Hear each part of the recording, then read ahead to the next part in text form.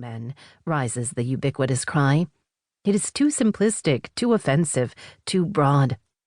Yet we raise few such objections when the crimes of a man with brown or black skin are immediately assumed to be related to his race or religion.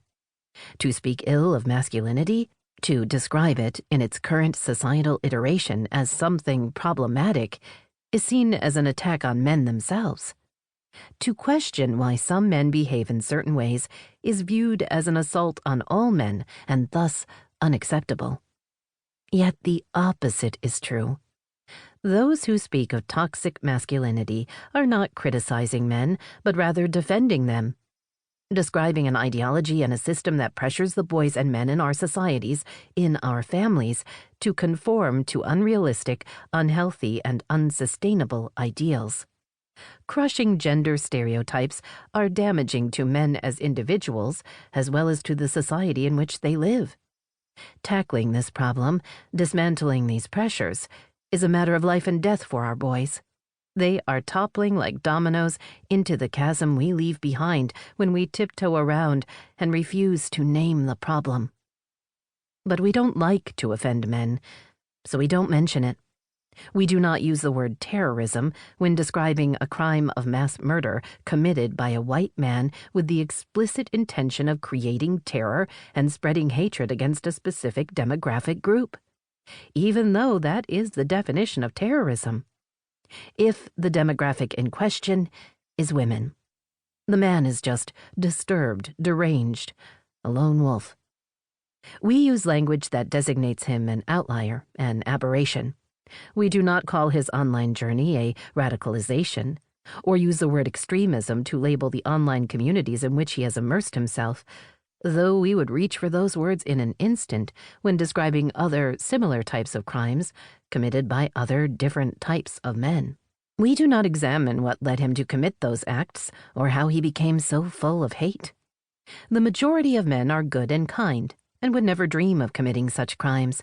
But that must not prevent us from recognizing that those who do are not always acting in a vacuum. And if we don't see the connections, if we don't even consider masculinity and its toxic societal construction as a factor at play in these crimes, we will never effectively police or prevent them. This doesn't mean treating all men as the enemy. Quite the opposite. It means embracing the legions of men working at the grassroots level. Male activists and educators who are throwing their all into fighting the problem.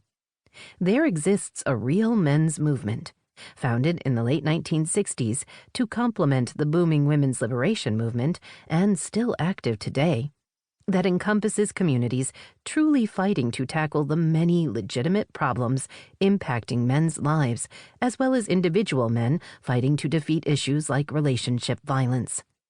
It is a movement that seeks to question and dismantle toxic masculinity, realizing that it is as harmful to men as it is to women.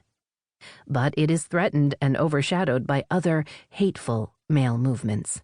This is not just about women and girls. It is also a battle to protect the boys who are lost, who fall through the cracks of our society's stereotypes and straight into the arms of the communities ready to recruit them, greedy to indoctrinate them with fears of threats to their manhood, their livelihood, their country.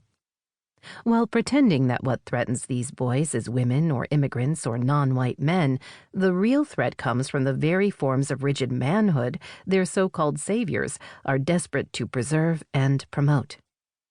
Yet we'd rather stay ignorant of this misogynistic hate movement, actively grooming and radicalizing our boys, than be forced to confront it. Maybe this all sounds very extreme, rather exaggerated. Perhaps you think there might be one or two men online with wild opinions and worrying views about women, but that's just the internet.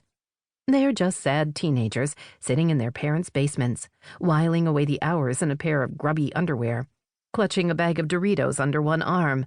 They don't pose any real threat. They're more to be pitied than feared. Even the word we use to describe women-hating communities encapsulates this attitude perfectly. Beyond the occasional news report or small circle conversations within feminist activist spheres, most of us do not know about the sprawling web of groups, beliefs.